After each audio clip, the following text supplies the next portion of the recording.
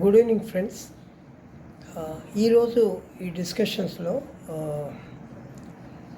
In the current affairs అనుకోండి లేదా latest developments అనుకోండి, పార్లమెంట్ లోపల there is a proposal to bring a bill which will prevent prime minister, chief ministers and other ministers from occupying the chairs if they are accused and arrested for more than 30 days in any police custody or jail.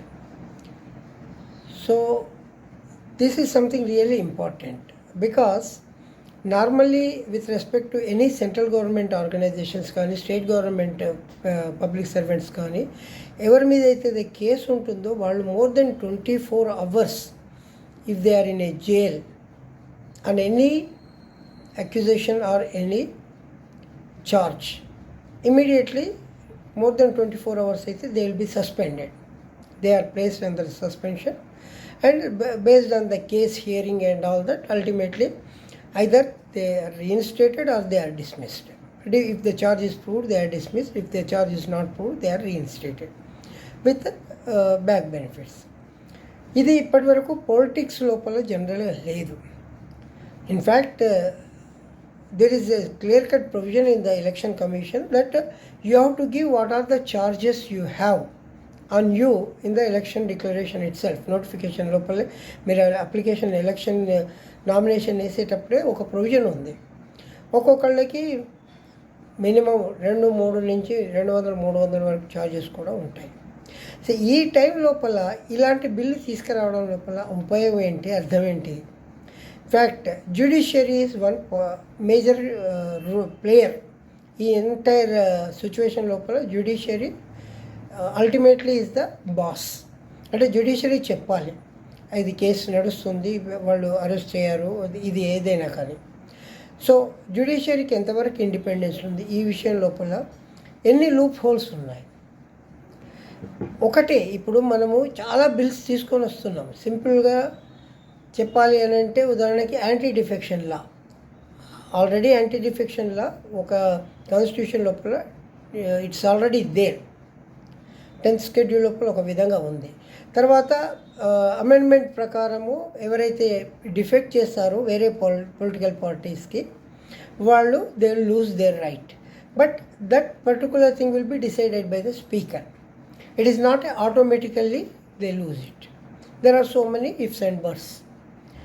Again, if somebody is as a group defection, like more than 2/3, then they don't lose any privileges. So ఇలాంటి loop హోల్స్తో ఎన్నో cases ఉన్నాయి. ఇవి కాకుండా కూడా ఇప్పుడు రీసెంట్గా last 10 years, 15 years, 20 years నుంచి ఈ డిఫెక్షన్స్ అనేది కామన్ అయిపోయింది. ఎంత పెట్టినా కూడా ఎవరో ఒక scapegoat who is again is the speaker.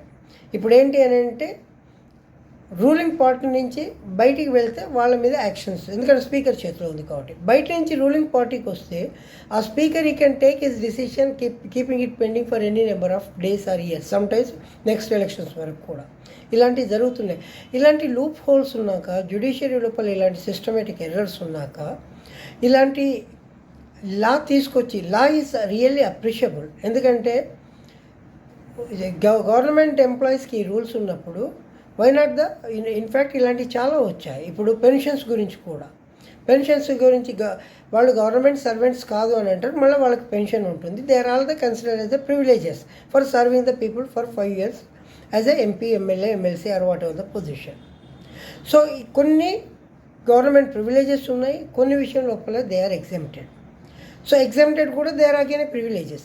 ఇలాంటి కన్ఫ్యూజన్స్తోని ఇంత లాస్ ఉన్నాక how many times you bring the laws? ఎన్నిసార్లు మీరు ఈ లాస్ తీసుకొని వస్తారో అవి పనికి రాని లాస్ అని చెప్పొచ్చు ఒక విధంగా. ఎందుకంటే ప్రాపర్గా ఇంప్లిమెంట్ చేయని ఎనీ లా కూడా పనికి మాలిన లా కింద లెక్క ఉంటుంది.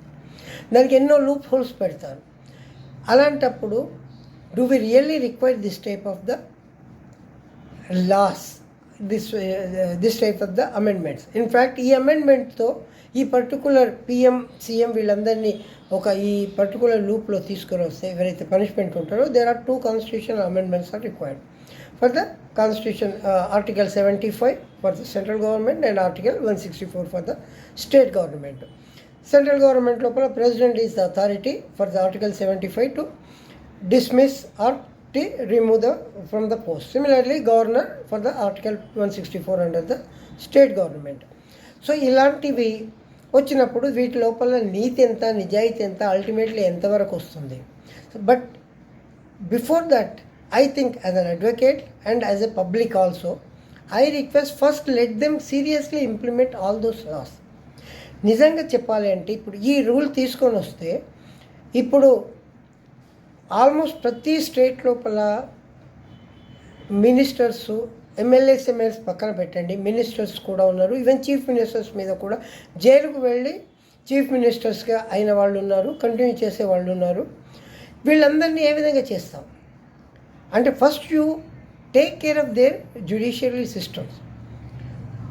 ఒక్కొక్కళ్ళకి ఒక్కొక్క కేసు మీద 14 నెలలు 20 నెలలు మీరు పనిష్మెంట్ ఇస్తారు, తర్వాత బెయిల్ ఇస్తారు.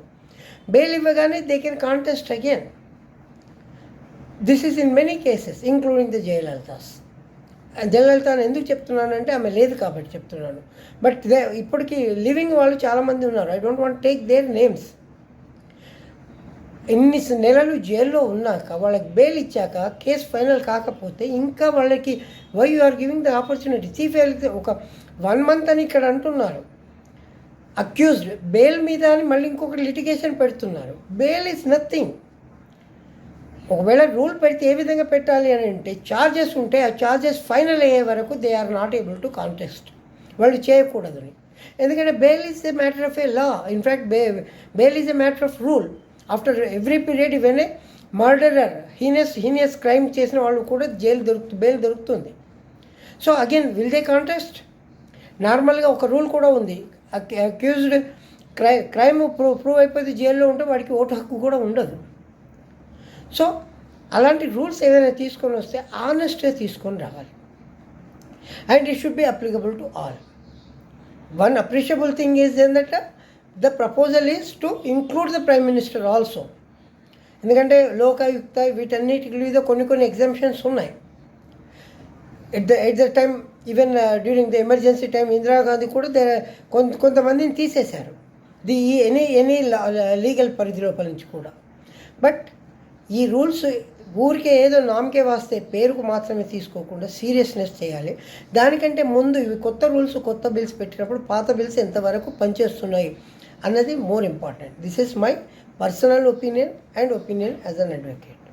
Thank you very much.